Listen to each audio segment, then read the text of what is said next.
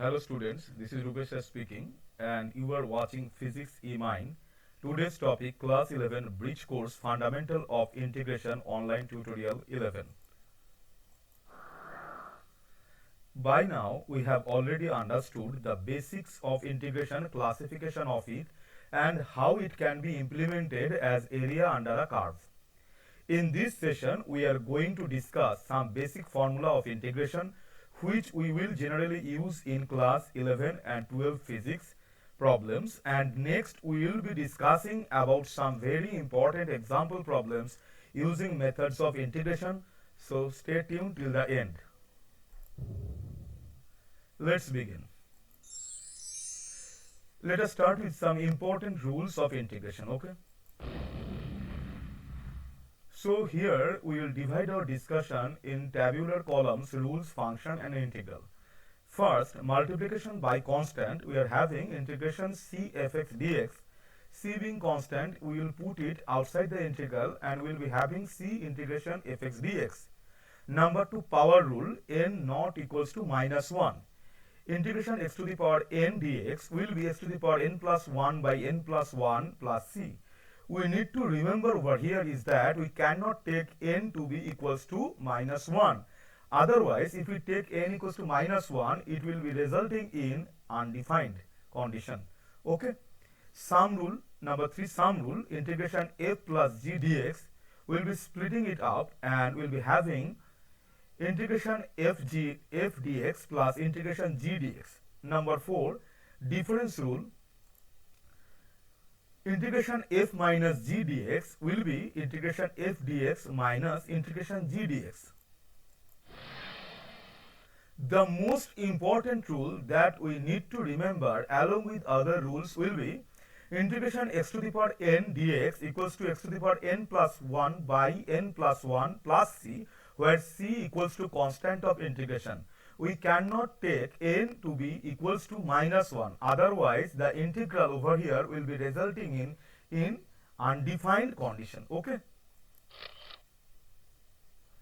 Let's discuss some important formulae regarding integration. Number 1, we'll be having integration 1 dx. Okay. So 1 may be treated like x to the power 0 dx. So we are using x to the power n dx formula and we'll be having x to the power 0 plus 1 by 0 plus 1, which will be resulting in x, right? So the result will be integration 1 dx will be x plus c. Okay. Number 2, integration a dx.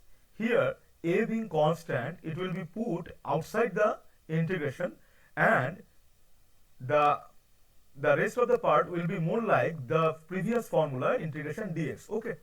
So a integration dx will be ax plus c. Okay. Number 3, integration x to the power n dx. As you know that it will be resulting in x to the power n plus 1 by n plus 1 plus c, n not equals to minus 1. We must remember that, students. Okay. Integration sin x dx equals to minus cos x plus c. Integration cos x dx equals to sin x plus c. Number 6, integration sec square x dx equals to tan x plus c.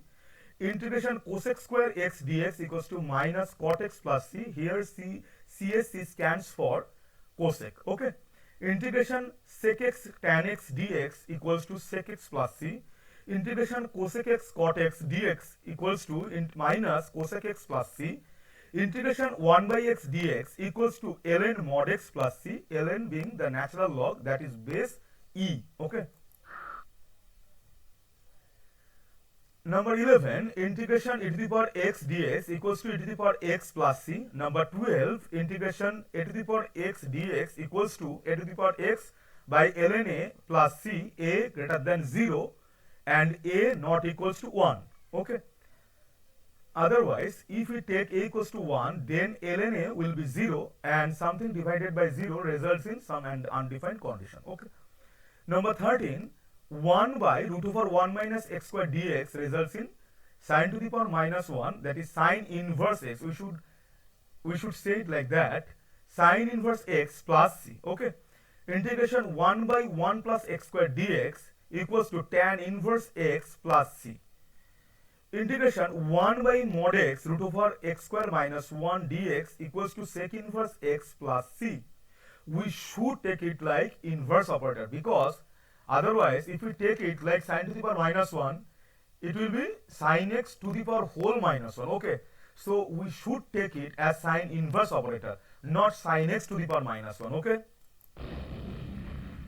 now let's discuss some important example problems in physics in which we'll use the methods of integration.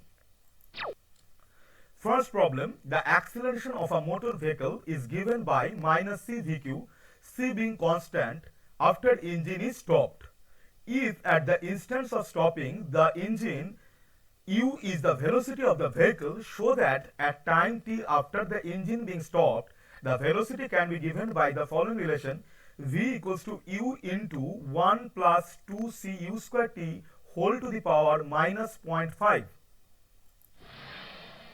Let us move forward to the solution of the previous question. The acceleration of the motor vehicle after engine being stopped has been given by the following relation: a equals to minus c v cube, c being constant. So we know that a equals to dv dt. Therefore, we will be having dv dt equals to minus c v cube, which implies v to the power minus 3 dv equals to minus c dt. Okay, and we have numbered it as equation 1. We have, according to the problem, at time equals to 0, velocity equals to u. This time corresponds to the time instance at which the engine just stopped, and we need to find out the velocity after time t. So let us assume that at time t velocity equals to v. Within the condition of motion, integrating both sides of equation 1, we obtain integration u to v to the power minus 3 dv equals to minus c integration 0 to t dt, implies v to the power minus 3 plus 1 by minus 3 plus 1 within the limit u to v equals to minus c into t within the limit 0 to t.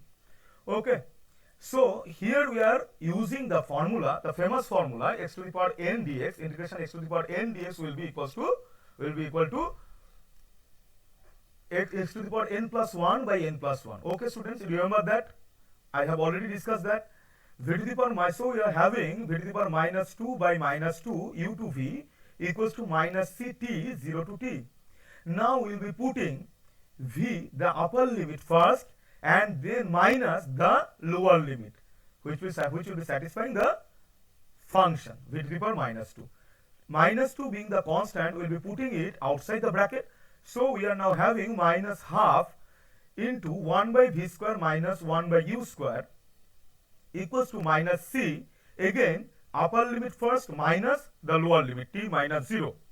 So we are having 1 by v square minus 1 by u square equals to 2ct, cancelling the negative sign, minus sign on the both sides of the equation. We are having this. Okay, 1 by v square equals to 2ct plus 1 by u square. We are having that. Okay, from the previous step. So now we are having 1 by v square equals to 2c u square t plus 1 by u square being the LCM. So v square will be the reciprocal of the above expression, that is u square by 2c u square t plus 1. Okay, now taking root on the both sides of the equation, we will be having v equals to u by root over 2c u square t plus 1.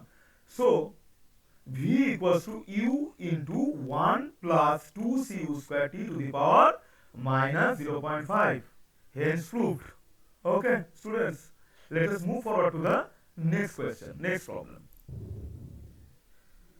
The second problem is the acceleration of a moving object is related with time t as follows: a equals to 4t cube plus 2t plus 1. A and t are expressed in meter per second square and second respectively. If the particle starts with a velocity v equals to 1 meter per second at t equals to 0 second, that is initial velocity is that, then we need to find out the velocity of the object after 2 seconds. Let us move forward to the solution of the previous question. So here we are having that the acceleration of a moving object is related with time as follows: a equals to 4t cube plus 2t plus 1.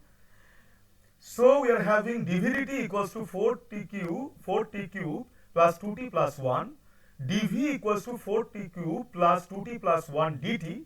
Now integrating both sides of the above equation, we will be having integration dv equals to integration 4t cube plus 2t plus 1 dt. Now we are again using the formula that we know already, x to the power n dx integral results in x to the power n plus 1 by n plus 1 plus c. Remember c being the constant of integration and n not equals to minus 1. Okay. So we are having v equals to 4 into to the power 4 by 4 plus 2 into t square by 2 plus t plus c. So we are having v equals to the power 4 plus t square plus t plus c. Let us number it as 1. Now it has been given that at t equals to 0 second, v equals to 1 meter per second, which is initial velocity. Now putting t equals to 0 in equation 1, we are having putting t equals to 0 and v equals to 1 meter per second. These are given, right? So we are putting these values in equation 1 and we are having 1 equals to 0 to the power 4 plus 0 square plus 0 plus c. Okay. So c equals to 1. Now putting c equals to 1 in equation 1, we are having v equals to t to the power 4 plus t square plus t plus 1. Let us number it as equation 2. Now we need to find out the velocity at time t equals to 2 seconds. So we will be putting t equals to 2 in the equation 2 and we will have v equals to the power 4 plus 2 square plus 2 plus 1, which results in 16 plus 4 plus 2 plus 1, that is 23. So we are having after 2 seconds the velocity of the moving object will be v equals to 23 meter per second. Okay students? Okay, that's all for today. See you in the next session. Till then, bye. Keep studying. Okay students?